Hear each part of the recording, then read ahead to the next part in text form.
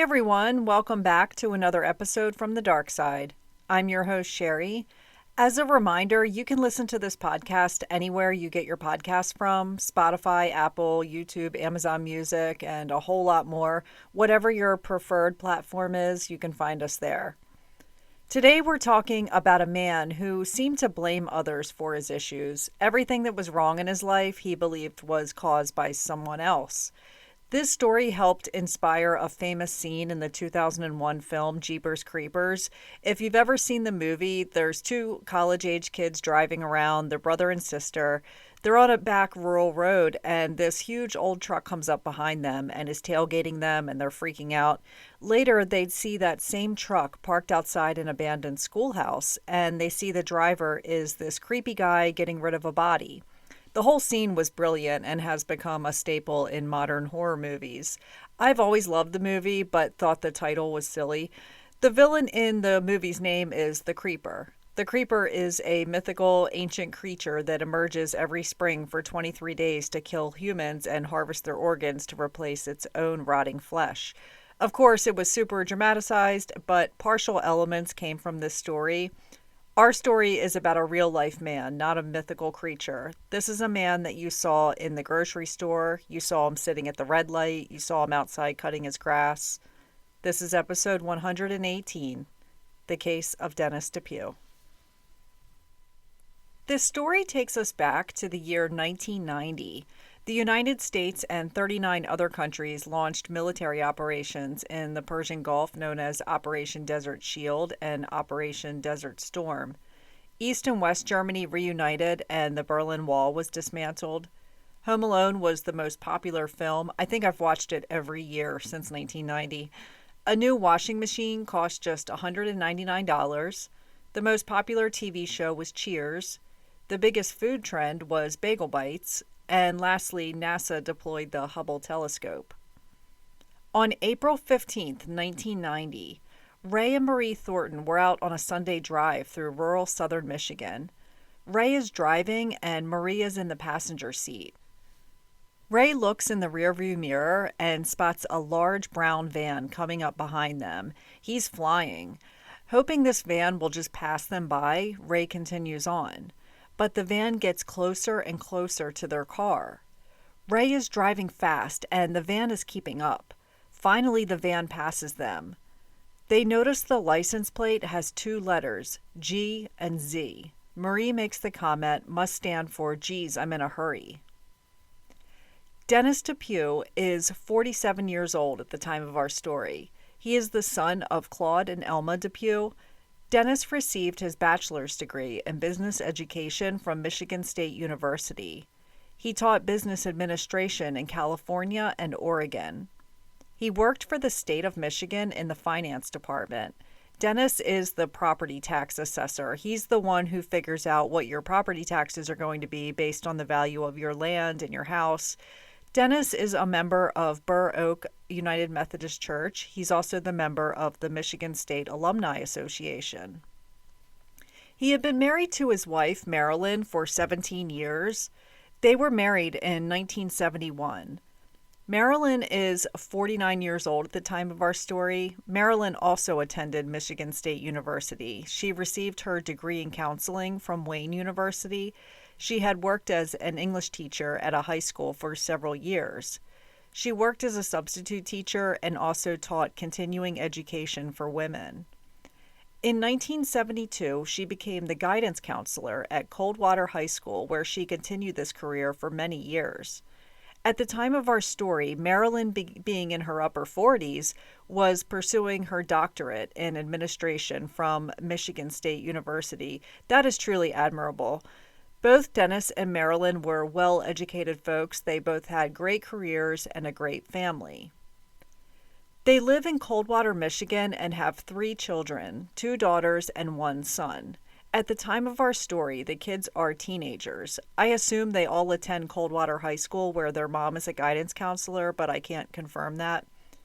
From the outside, this family is picture perfect. They attend church, they live in a nice home, and mom and dad both have good jobs. It doesn't appear there's any issues.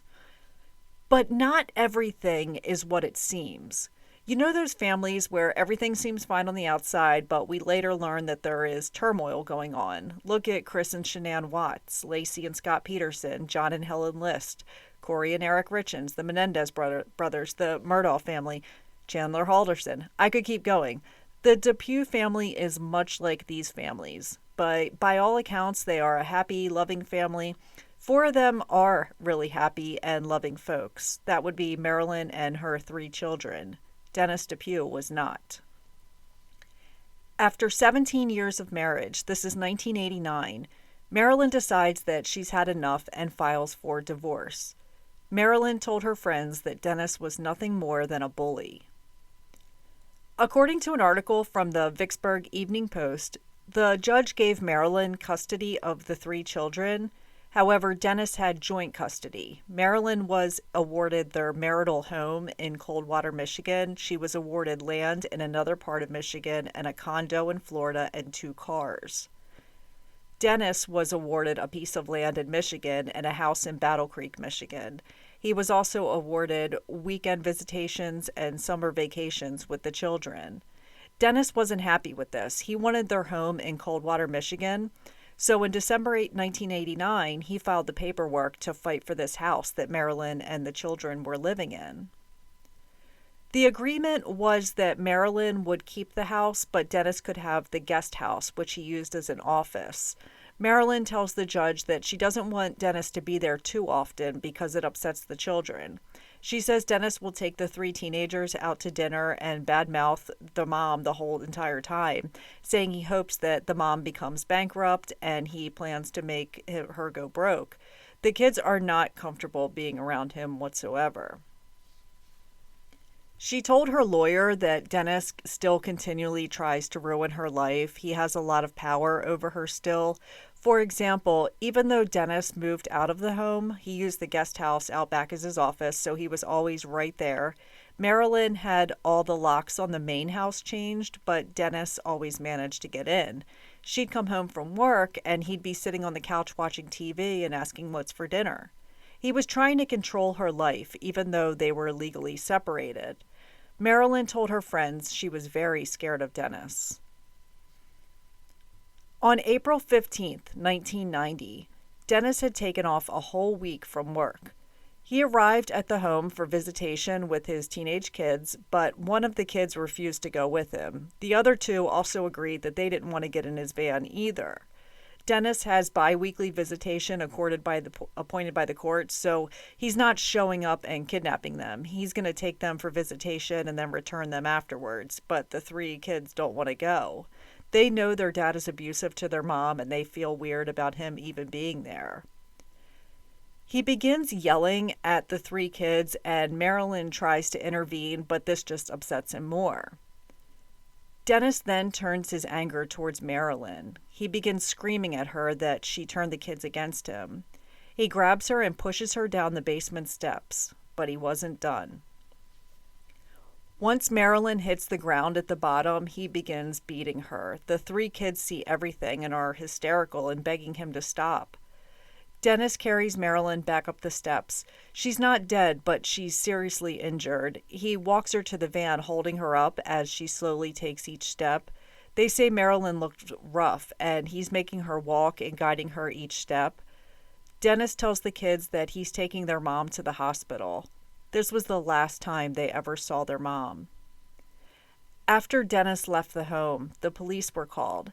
They checked with hospitals in the area, and no one by the name of Marilyn was brought there. Where did he take their mom?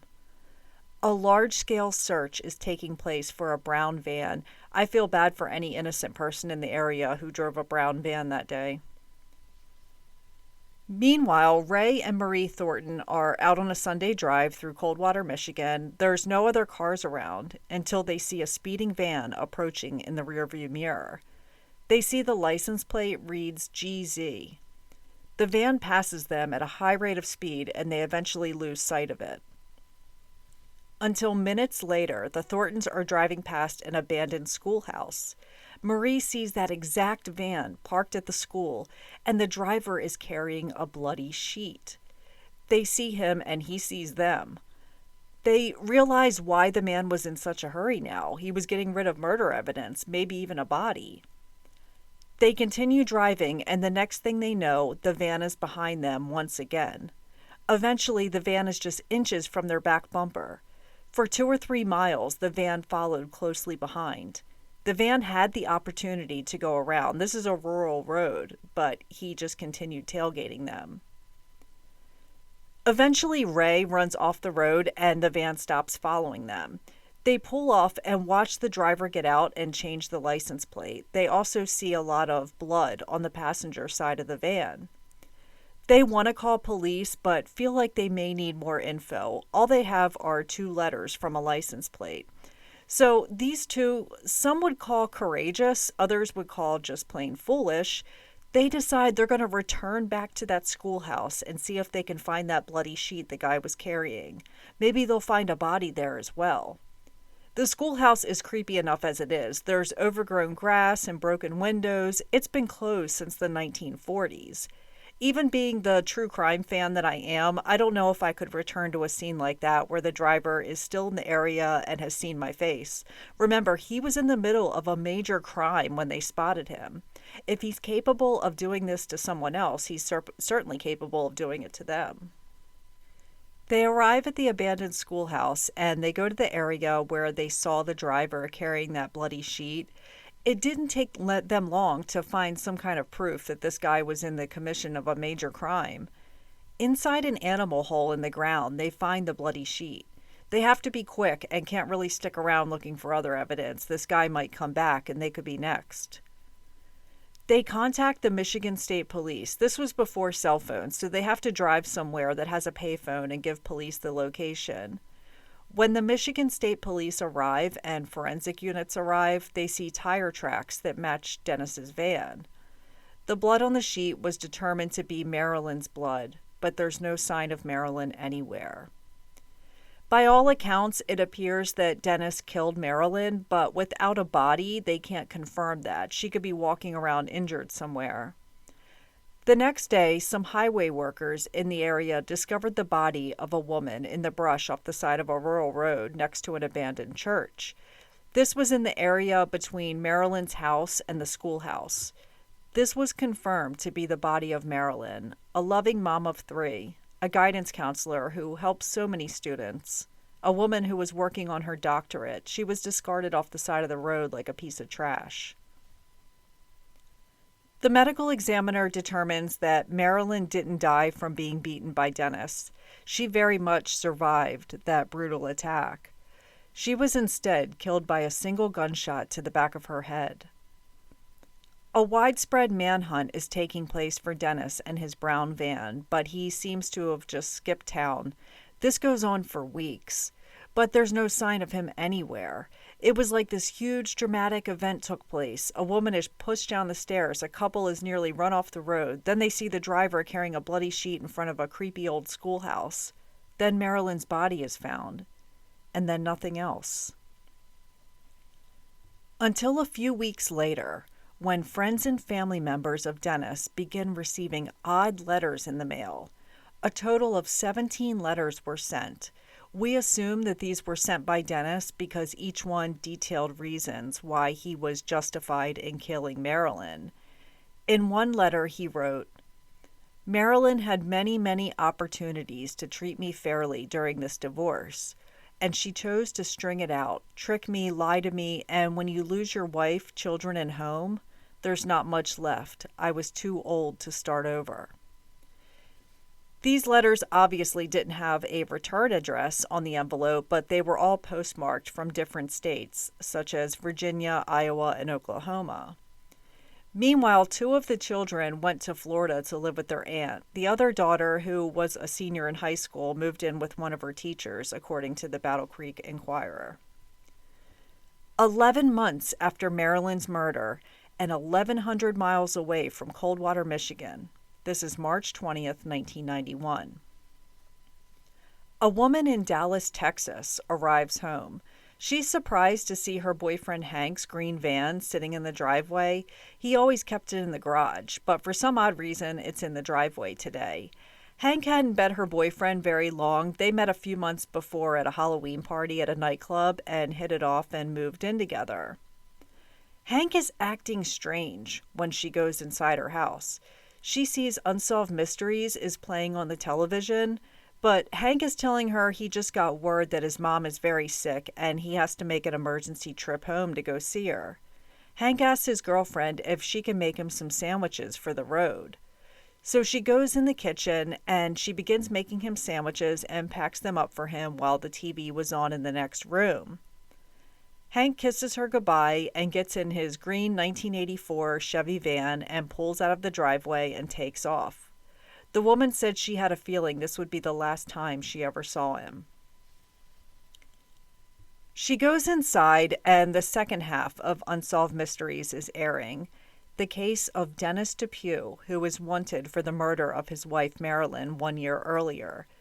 She quickly realizes the last few months she's been lied to by her new boyfriend. I gotta pause and tell you that if this story sounds familiar, you're probably remembering back to episode 87, the case of John List. There's a lot of similarities here. If you haven't figured it out already, Hank is really Dennis DePue. Dennis knows his girlfriend's friends are going to see that episode of Unsolved Mysteries and turn him in. Unsolved Mysteries was huge back then. Millions tuned in every Wednesday night, including a 10-year-old me. Sure enough, someone turned him in. Dennis is flying once again in that van en route to a different state. A manhunt is now underway for that same van, except this time it's green and not brown. He had painted it sometime when he was on the run. He makes it through Texas and into Louisiana. Louisiana state troopers are following close behind him with their lights on, but he refuses to pull over. He makes it to Mississippi and crosses the state line, and Louisiana police have to stop due to jurisdiction, but the Mississippi State Police are lying in wait for his arrival. They were prepared for it and set up a roadblock. Dennis sees the roadblock and blasts through it full throttle, so the troopers shoot out his back tires. He drives on his rims for a half a mile before they give out and the van comes to a stop. Dennis leans out the window and returns fire at the police. They fire back, but it's not hitting him because the van is so full of clothes and boxes of stuff. The bullets went in the back window and hit the boxes with all the clothes. The police are using a loudspeaker telling him to put the gun down and step out of the vehicle with his hands up. Dennis, realizing that he's now trapped and he can't get out of this van, decides at that moment he's not going to live to face justice for murdering his wife last year. He's going to take the easy route. Dennis takes the barrel of his .357 and places it in his mouth and pulls the trigger. Officers approach the van and open the door. According to the Associated Press, it read, Dennis DePue, age 47, was found slumped behind the wheel of his van around 4 a.m., only moments after he had fired a .357 caliber Magnum at Warren County deputies and Vicksburg police during a chase that began in Louisiana. The medical examiner does an autopsy because his death occurred during a time when police were also firing at the van. The examiner determined that while Dennis was sitting in the driver's seat, the gunshot went into his mouth and out the back of his head. The police were firing at the back of the van, so this gunshot was not from the officers. It was 100% self-inflicted. They also found $15,700 in cash in his pockets. It's unknown where that came from. Dennis once had a good life. He had no criminal history. He had a good education and a good job. He had an equally successful wife. He had 3 kids. Where did it all go wrong? I, along with many others, truly don't believe that when he arrived at that house that day, that he went in there with the intention to kill Marilyn. Instead, he got so angry that he snapped. Suddenly, he begins beating her and realizes he's gone too far, so he's got to do something. Instead of turning himself in, he decides to shoot her and go on the run. How he managed to find a living girlfriend in just a few months, I have no idea. I wonder if she would have done something to upset him. Would he have killed her as well? She should be thankful the relationship ended quickly because we all know what he's capable of. The only red flag I see about possibly planning her murder was the fact that he had an extra license plate in his van. Remember, he was spotted on the side of the road changing the license plate. Maybe it was an old license plate he just kept in the van. I don't know. Dennis did not want to be divorced. He loved the husband and father aesthetic that people saw in him. He wanted to be able to treat his wife like shit and still stay married to her at the same time. Once divorced, he lost his identity as a loving husband and father of three. But when they were married, he was insufferable, especially towards the end of their marriage. You know the Motley Crue song, "Don't Go Away Mad, Just Go Away"? That's what Dennis should have done. If he was nicer, maybe his kids would have wanted to go with him instead of arguing with him that they didn't want to go. The Jeepers Creepers film producer is Victor Salva. Victor Salva, you could do some looking around on him, and you'll see many don't watch his movies due to some things in his past involving sex crimes in the 80s. He's a controversial producer for sure, but people seem to love him since he produced Jeepers Creepers, and that movie goes down as a horror favorite for a lot of people. Anyway, he's never cited Dennis DePue as the inspiration for that famous scene, but there's so many similarities watching the movie that it's hard not to pick up on the fact that that's where it came from. There's been a lot of characters in horror movies that are loosely based off of a real killer. If you can remember, I covered Gary Heidnick's case a while back. He was one of a few serial killers that helped create Buffalo Bill in The Silence of the Lambs. The old schoolhouse made the news again in 2017 when some arsonists went in there and set fire. The flames were put out pretty quickly by the Bronson Fire Department. These days, the school still sits abandoned, except sometimes homeless people will go in there and sleep. I looked at some more recent photos of the inside, and there's a mattress and beer cans on the floor, and that's about it. Dennis DePue is buried at Eagle Cemetery next to his parents. Marilyn is buried in Michigan in Oakland Hills Memorial Cemetery. Some find it wrong that Dennis has this elaborate, beautiful headstone with his parents and other family members, yet Marilyn has an unmarked grave. Rest in peace to Marilyn DePue, who would be 83 years old today in 2024. She would probably be enjoying her retirement and living her best life. That's it for this week, and I'll see you all again soon. Take care, and much love to you all. Intro music is Feral Angel Waltz, which is composed by Kevin MacLeod, licensed under Creative Commons. All his music can be found on his website, incompetech.com.